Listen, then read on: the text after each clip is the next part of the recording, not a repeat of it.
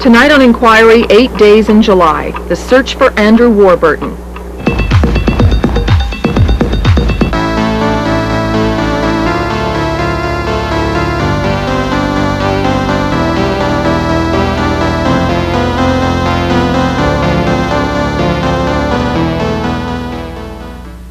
Last summer, Andrew Warburton came to Nova Scotia on vacation. That vacation turned into a nightmare. On July 1st, Andrew walked into the woods. On July 8th, he was found dead from exposure. I'm Joan Melanson. People are still talking about the Warburton search, the biggest ground search in Canada's history. It brought out nearly 6,000 searchers, but it was unsuccessful. Andy was found, but he was found too late. Why did it take 6,000 people 8 days and 7 nights to find one 9-year-old boy? Tonight on Inquiry, we try and find out what went wrong. The two groups which are supposed to find missing people say the search was well managed, that nothing went wrong. The Emergency Measures Organization and the RCMP say the Warburton file is closed. But Andy's mother, Doreen Warburton, has a lot of questions. She wants a public inquiry. You could see they weren't trained to handle large scale of volunteers, and they definitely did make mistakes. The Warburtons live in Hamilton, Ontario. Doreen, her husband Tom, and their other son Gary are back home, where everything reminds them of Andy. His school just a few blocks away. Last spring Andy finished grade 3. Just up the street, the favorite corner store where Andy was a regular customer.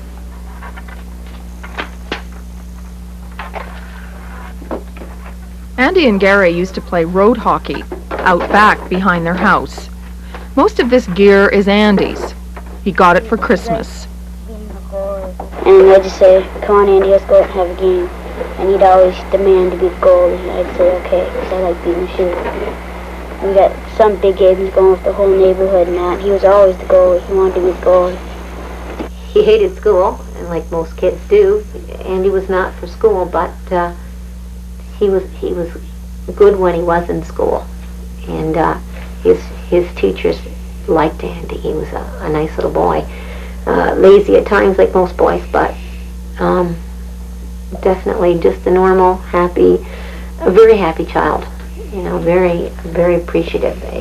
You got your Mother's Day cards and your Father's Day cards, and he always told you how much he loved you, and he never forgot to write that in a letter. He wrote that the last thing he wrote. And what was the last thing he wrote? He wrote, "I love you with all my heart." He was a pretty happy-go-lucky kid. Never down very often, always on the go.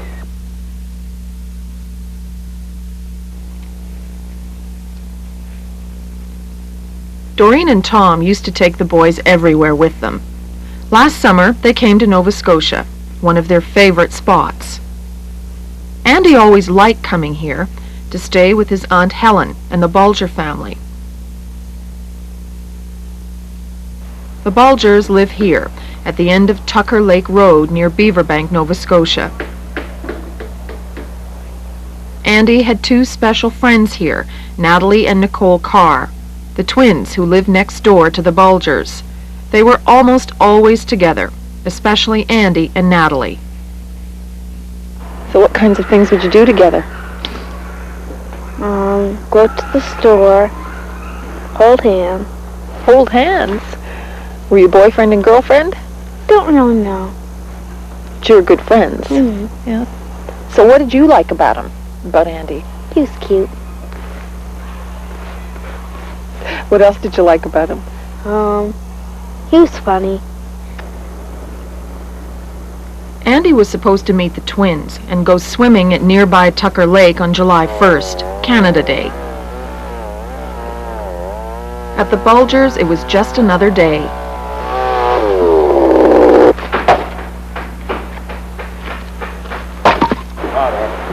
Everyone stuck pretty close to the house. Andy's aunt, Helen Bulger, remembers it well. Doreen and Tommy were out the wood pile. Tommy was chopping the wood, and Doreen and I were piling it for him, and, you know, helping him out. And Auntie come about 3:20 and asked me if he could go swimming. I asked him who he was going with. He was going with Natalie and Nicole, 2 little girls he played with. And I asked where he was going. He was going to the lady's house. Tucker Lake Road, the Bulgers, the cars where the twins live, and the house where Andy said he was going to swim at Tucker Lake. But first, Andy went next door to the cars to see if the twins were ready to go. This is their house. Viola Carr may have been the last person to see Andy alive. She's the twins' mother. I am asking you to marry me. On that day, I was sitting right here watching Another World on television, and Natalie and Andy come through the door and said, Natalie said, how many more minutes, Mummy, do I have before I can go swimming? She was in the veranda watching my 2-year-old granddaughter. And I looked at the clock, which is sitting right there, and I said, Natalie, it's now 20 to 4. You have 20 minutes. And I said, then you can go swimming. Her and Andy turned around and walked out. A few minutes later, the commercial come on. I come here to the window and open the window, and both children come here to the window. So the last time Viola Carr saw Andy was about 4 o'clock on her back step. Just behind the Carr house, there's a path to Tucker Lake. Andy and the twins had been down this way before. Here and go. Had you shown him this path before? Yeah. Was he on it? Yeah. Did he go down to the lake on this path before? Yeah. But Andy didn't know it that well. The twins only showed it to him once. Andy may have decided not to wait for Natalie and head off down the path to the lake. There's a fork in the path. If Andy turned right, the path would have taken him to the lake. But there's a theory that he got confused, turned left instead, and wandered into the woods. About 4:30, Helen and Doreen came into the house to start dinner. And Gary came back from the lake. Aunt Helen comes out and says, where's Andy? And I said, I didn't know. So she said to go check, and we were looking around everywhere. We came back and we said we couldn't find him. They checked the neighbors. They checked the path down to the lakeside. Then Helen called the RCMP. A police officer arrived at the house at 5:45. We explained to her what happened, that we couldn't find him. We told me we thought he might have went back there where he was supposed to go swimming. Then the RCMP officer went outside. Hub MacDonald had just come back from summer camp that day. He didn't know Andy well.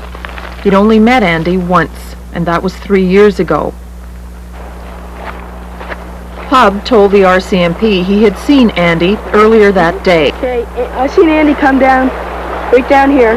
He sat on this rock right here, took his sneakers off, walked across, sat over on the bank, put them back on, walked up the bank, headed that way calling for his brother Gary. What time of day was that? It's about 2 o'clock. Mistake number 1. The RCMP officer may not have asked enough questions about where Andy was last seen and when. Beaverbank River is at the end of Tucker Lake Road. Hub says he saw Andy cross the river at 2 o'clock and go into the woods, even though everyone thought Andy was on his way to Tucker Lake, and Viola Carr did see him near her place 2 hours later at 4 o'clock. But the confusion over time wasn't the only thing that didn't make sense to Helen Bulger. Doreen and I were both out there. He had to walk by us to cross it, and we had seen him head there, we would have certainly stopped him. And he didn't like that river. He was scared of that river. Why was he scared of the river? Well, they had been down here 3 years ago, and he got covered with leeches. And then we had taken him, Doreen and I had taken him a couple of days before this to the river with the 2 twins, and he wanted nothing to do with the river. Helen says she told this to the RCMP officer. She also says she told the constable that Andy was never very far away from the twins. But the RCMP didn't question the twins, or their mother, Viola Carr. They said Hub was their only eyewitness, so the search started in that direction. The RCMP is responsible for finding missing people, but they get help from a group which responds to things like plane crashes, natural disasters, and search and rescue. It's the Emergency Measures Organization, better known as the EMO. The EMO gets money from the province to organize search and rescue teams. There are 22 teams in Nova Scotia. They each get $800 a year. The RCMP called in the tracking dog while the EMO rounded up the local search team.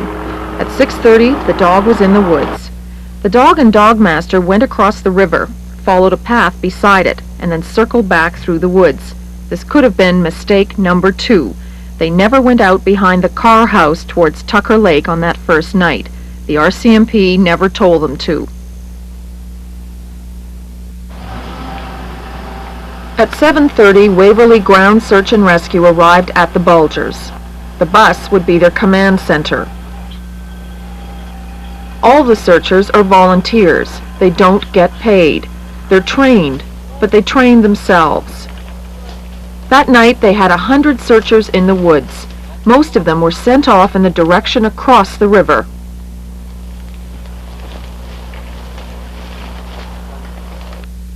Ron Marlowe trains the searchers on the Waverley team. He's a volunteer like all the other team members. He's been involved in searches everywhere from California to Vietnam. What would a child do who was frightened and lost in the woods? Children cry when they're frightened and lost. They may run. Okay, they may hide. They may become non-responsive. What do you mean? They may simply cover their face and cease responding to any stimulus. They may not respond to a well-known person calling their name. They may hide from everything. Okay, when you become massively frightened, everything is frightening. You know, even someone calling your name, even someone you know calling your name. So it's being lost is an irrational state. It's not knowing where you are. The north side of Beaverbank. Marlowe says Andrew probably did most of his traveling the first few hours he was in the woods, a few hours ahead of the searchers.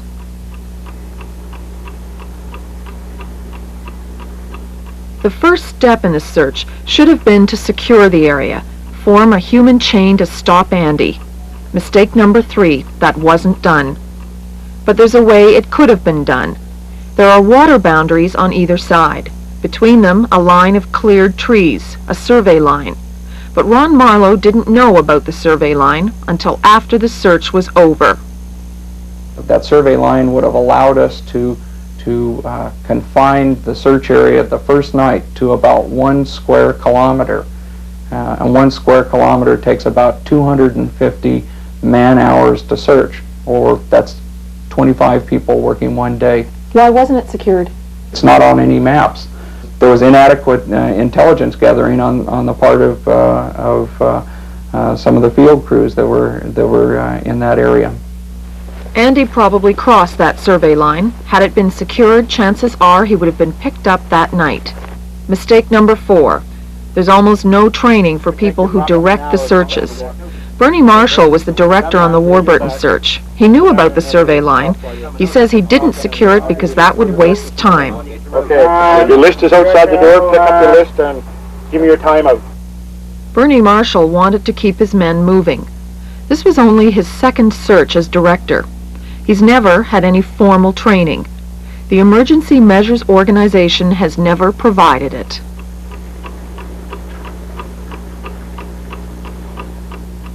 Andy spent that night in the woods.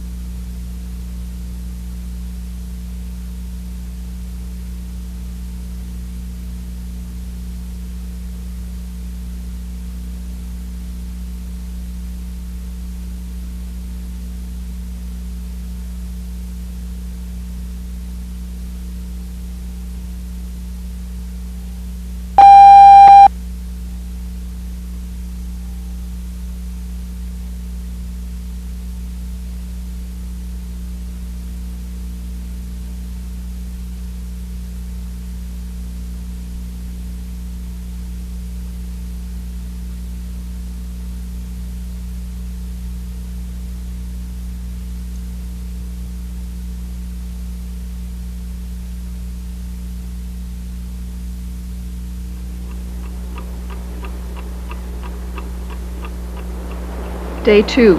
Andy had not been seen in 15 hours.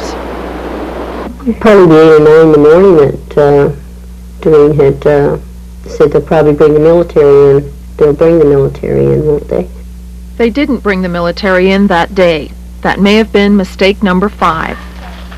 By mid-afternoon, the rain started. It didn't let up. It brought out a lot of concerned volunteers, nearly 500 that day. But Doreen and Tom Warburton wanted the Army. Started raining and the temperature started getting too low. That should have been time to bring in, people who knew what they were up against and who were maybe perhaps trained better to find them. But definitely he got a long ways. For a kid not knowing the bush and not that well, he did travel quite a ways. But if this all had in the first couple of days they had been there, I think the outcome would have been a lot better. What do you think that would have been? I think they would have found him alive. At the Bulgers, it was still a waiting game. That night, the temperature dropped to 12 degrees, and the rain kept up. Andy had not been seen for almost 2 days. Day 3. The searchers were still working in ever-widening circles from the point where Andy had supposedly crossed Beaverbank River. But later that day, things changed. It was good news at the time. Sightings. 3 separate accounts that Andy had been seen and heard. Everyone was moved to the area. There was a sighting by 2 boys. I think they were paper boys, up at what is known as the Chesapeake area. And of course, we were just flying then. We figured, well, they finally got him. And the police come down and asked Doreen to go out in the cruiser and call for him up that area.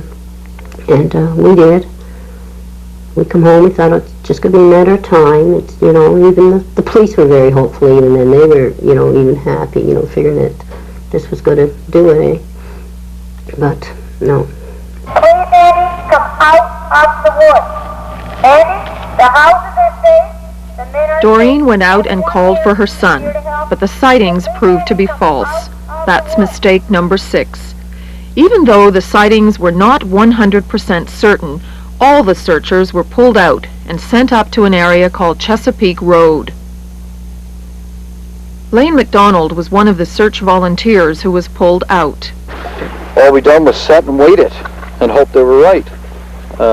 They weren't. And that was discouraging because we were in the woods. We should have continued our search anyway. If they had found them, they could have contacted us. So it was a lot of wasted hours there, getting into the point where we were and then back out again, and we should have still been searching. What about those sightings? Do you think there was anything to those? Being in the woods, for the 7 days while Andy was missing, we seen a lot of things that could be mistaken for a little boy. One was young deer, fawns. They were dancing around our feet everywhere up in there, and a quick glance, about the same height as a little boy, same color. I think that's what people were saying. People were supposedly hearing him, too, hearing him calling or something. Well, again, that's the time of the year with the porcupines breed, and that's exactly what they sound like. A young kid screaming. And it could be misinterpreted for that very easy.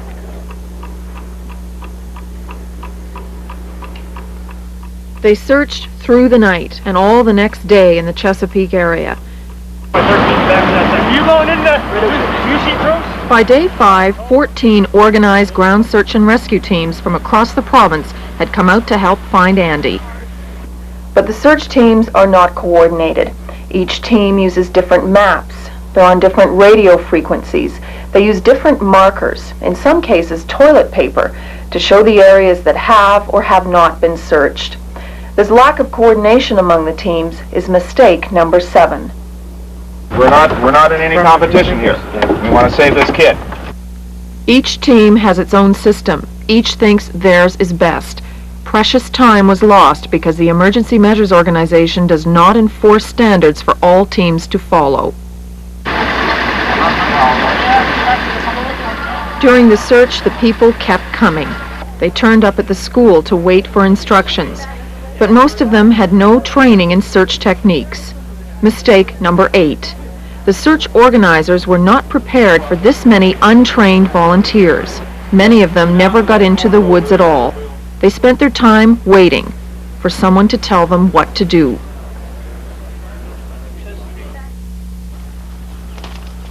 On day 7, the military finally got into the woods. And on day 8, Andy was found. Dead from exposure. The coroner said he had probably been dead since day 4 or 5. Andy had walked at least 4 kilometers. He was found north of Square Lake. But no one will ever know how he got there. Nothing was going to bring Andy back. We realize that, but maybe some of the searchers down there would like to know if there's been boops made, then they got the right to know, because it would help too in case of another kid ever getting lost. Well, if there's been a mistake made, maybe it may help out the next child that may get lost too. Ron Cole is the head of the Emergency Measures Organization in Nova Scotia. He says there were problems, but they didn't affect the outcome of the search. So what do you think of the search for Andrew Warburton? I think it was well conducted. There were problems. I'll admit that. The problems were generated by the number of, and I'll use the word volunteers, i.e. members not being members of search teams. One of the problems was the number that came in there. And they tried to use them, utilize them, and they were incapable of meeting them with the resources they had available to them. Is ground search and rescue a priority? All programs within the Emergency Measures Organization are priorities. Is ground search and rescue a priority? Yes, it is. Were you at EMO prepared for this search, for a search of this scope? Yes, I would say we were. Do you think that your people were trained as well as they should be to conduct a search successfully? Yes, I do. Do you think that there was a lack of coordination between the teams in terms of the types of maps that they were using, for instance? Again, this is a judgmental thing. Some teams use one map, other teams use another map. Teams may not have been familiar with the type of map that was being used there. Can't you see there a problem existing there? No. Mr. Cole, if everything was working so well, why is it that after 8 days and 7 nights, a 9-year-old boy was found dead? Why is that?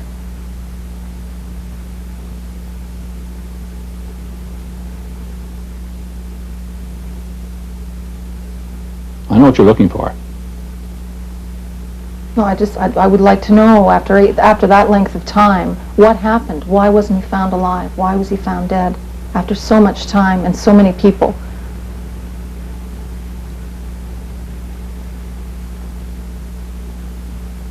I don't feel I can comment on that. I believe that the RCMP should comment on that. There's been enough said about the subject, and I feel that that's where it should stay.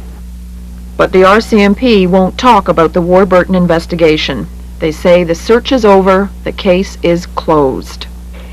That's not an answer. As far as I'm concerned, that's just saying, okay, let's forget about the whole thing. And we can't forget what we saw, and we probably will never forget. But like, we're not blaming volunteers, we're blaming the EMO. You might as well say we're blaming them, because we feel that there were mistakes made and we could all learn from it.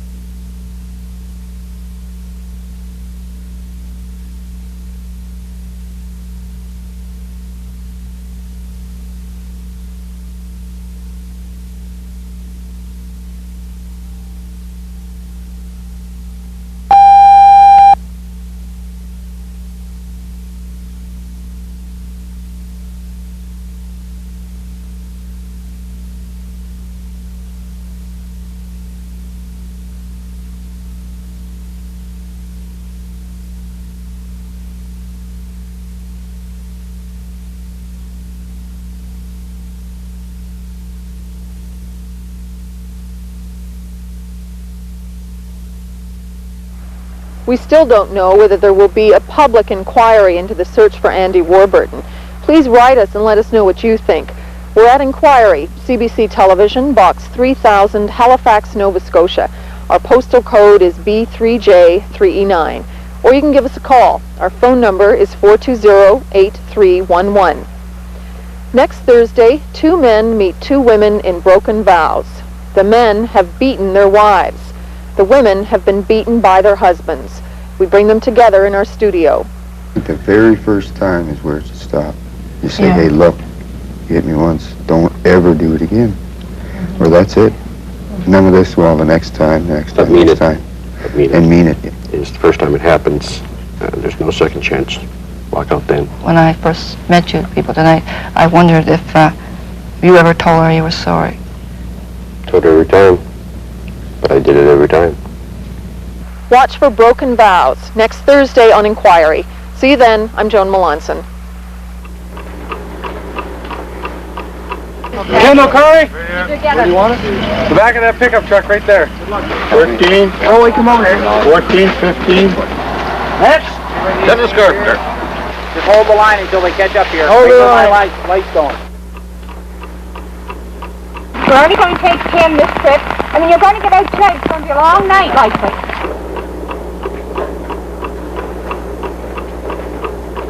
Andy, come on, out of the bush. You must be hungry and cold. Please come out of the bush. Andrew?